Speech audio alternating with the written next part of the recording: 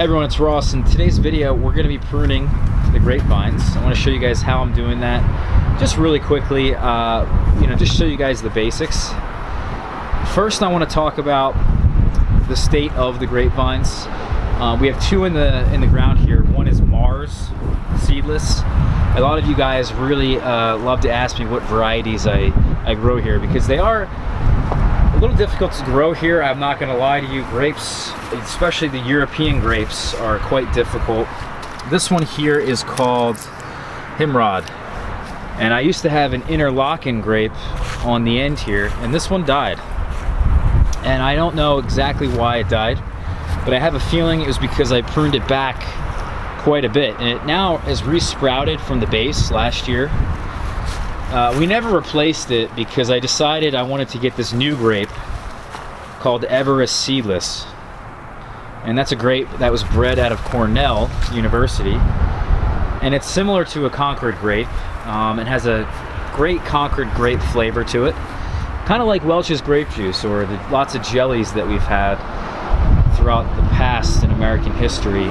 It's a very popular grape, the Concord grape, and I would consider growing the Concord grape because it's just so reliable, even in humid climates like my own. You know, there's actually vineyards in Pennsylvania growing just vines of Concord. But the problem with Concord is that for the home gardener, it has a seed in it.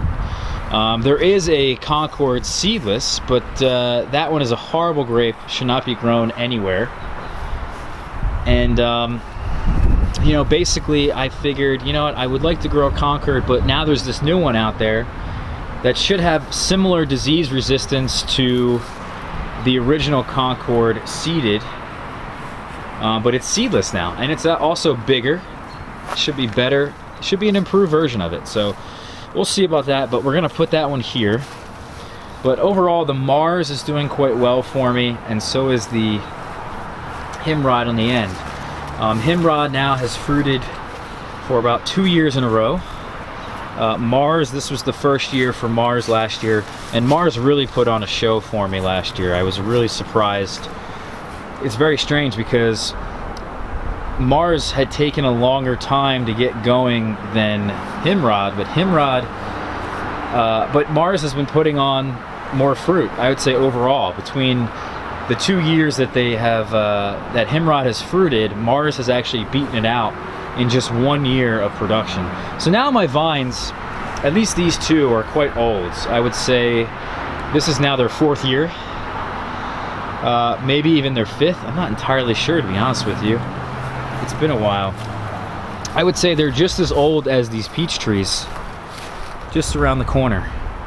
And I think my peaches are now entering their 4th year, if I'm not mistaken. Maybe I'm miscounting a year here, but point is, they do quite well, but with the humidity and the rot that we have in this area, it's very difficult growing them. Especially the leaves get defoliated, the fruit gets black rot. Even though these are 2 disease-resistant vines, also we have mummified berries that have fallen to the soil that I had just absolutely no control over.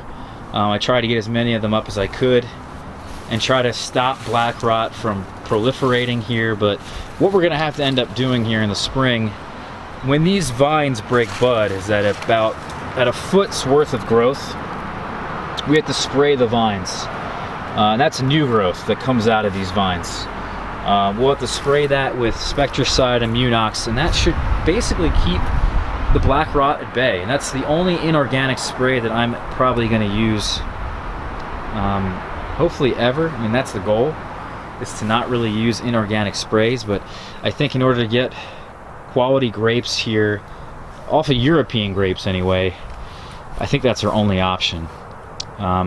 We're also planting along this side because we had just taken out this bed here. It used to be filled with lettuces that didn't really do well here because we have lots of afternoon sun that comes in this way, and that afternoon sun really gets these lettuces and makes them flower. So really not a great place for that. But we are going to grow along this wire, similar to how we've done the other grapes here. is we're going to grow some muscadine grapes, and those don't need to be sprayed one little bit. The problem with the muscadines is that they need a longer season than the European grape, and we may not have a long enough season for them, but I believe we do. Also, they're less cold hardy. You know, I did find 2 varieties of muscadine. They're called Lane and Triumph, which are supposed to be hardy down to -10 degrees Fahrenheit. These vines obviously are much hardier than that. I'm sure that some of these could probably survive -20. And that's the European style of grape that we're used to seeing in the store. You know, your typical table grape, etc. So let's get into pruning these guys. It's really quite simple.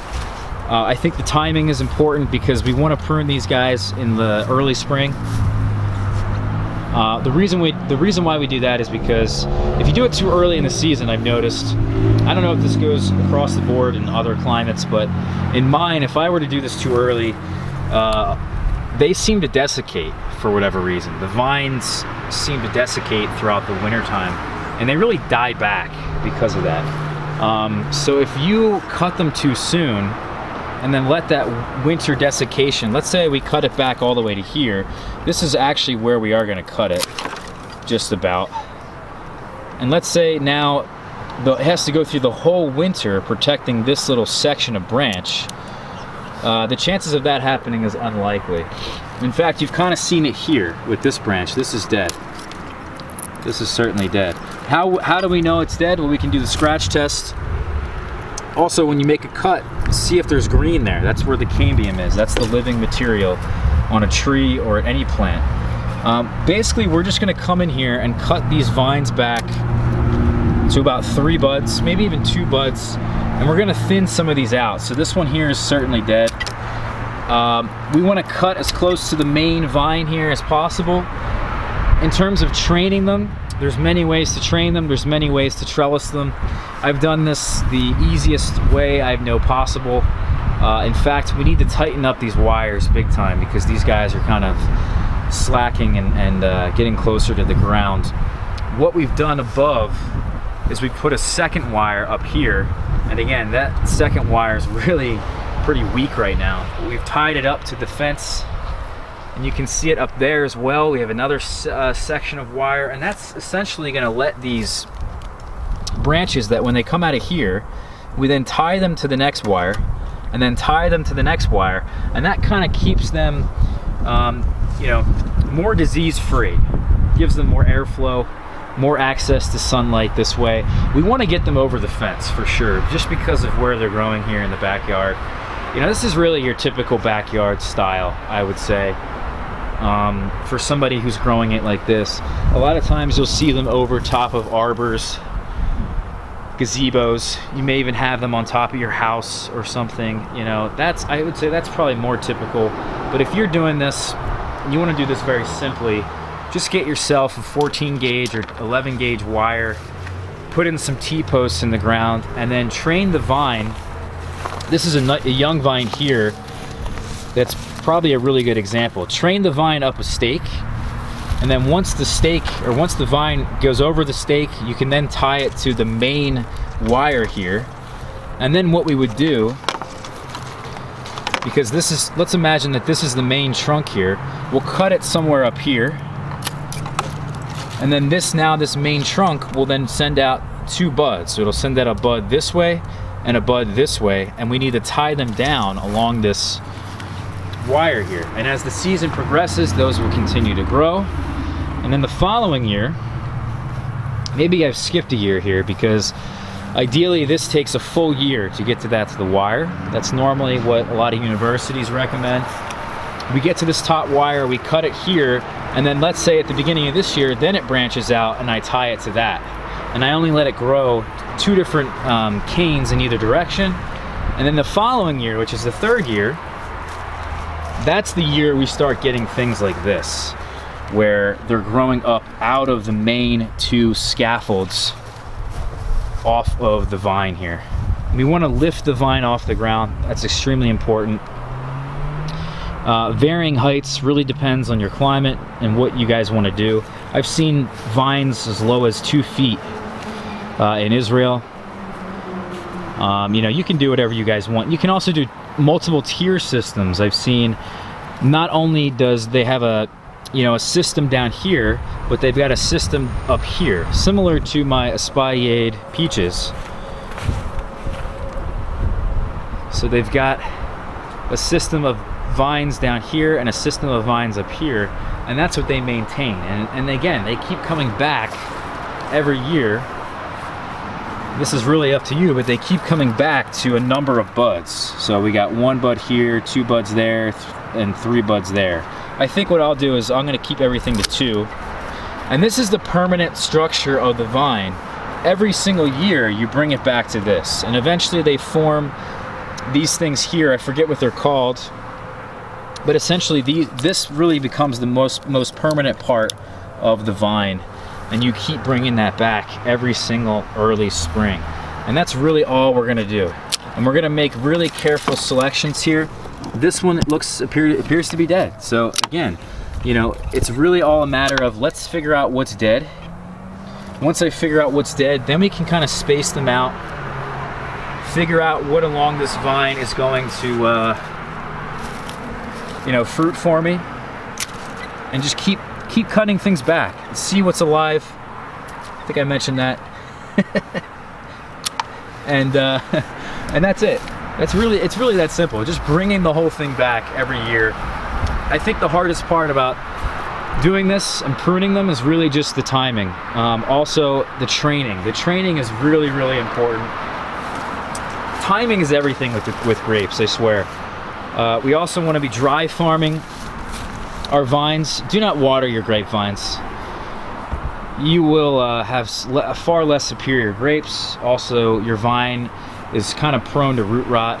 We want to be growing our canes, our vines in drier areas if possible, but also keeping a level and constant soil moisture throughout the summer.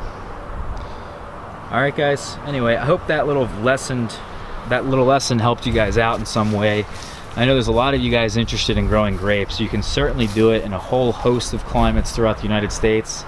Pay attention to what diseases are in your area. If you don't know, you may have to just plant them and figure it out yourself. Once you figure out what disease you got, then you got to come in here and figure out a nice little plan to protect them and prevent that disease. The other things you need to watch out for, which I really should have mentioned, is the birds. The birds come in here every August and get a lot of my grapes. If you don't protect them, and protect them before the grapes are even really fully ripe, once they know grapes are here or know any fruit is here, as an example, the apples, once they know the apples exist, they're gonna go after the apples, you know, just like any other critter. So get that protection on as soon as you guys can, and you should be all right. I know there's a lot of work involved with these, so if you're thinking about what you should and shouldn't grow, this is one of the more difficult ones, right? But again, it really depends on where you live. Someone could live 30 minutes from me and say, Ross, I don't have a problem growing grapes. Well, they may not have a disease in their area, even though they're 30 minutes away. So, you know, it really is location, location, location. Figure that out, guys, and I'll catch you for tomorrow's video. Please follow me on Facebook, Instagram, and Twitter. We're going to be doing a lot of things on there, giving you guys updates on what's going on in the garden, what's going on in the orchard that we normally don't get a chance to do through video. It's really a real-time update. Like, here's the onions down here. We're going to plant these out in really only a couple days. These are the Walla Walla onions. This is the kind of thing that's going to be on the social media. You know, it's facebook.com/RossRatty. Same thing with Instagram and Twitter. And here's some other seedlings that we're hardening off finally. Isn't that beautiful? All right, everyone. I've blabbed on long enough. Take care. I'll catch you all for tomorrow's video.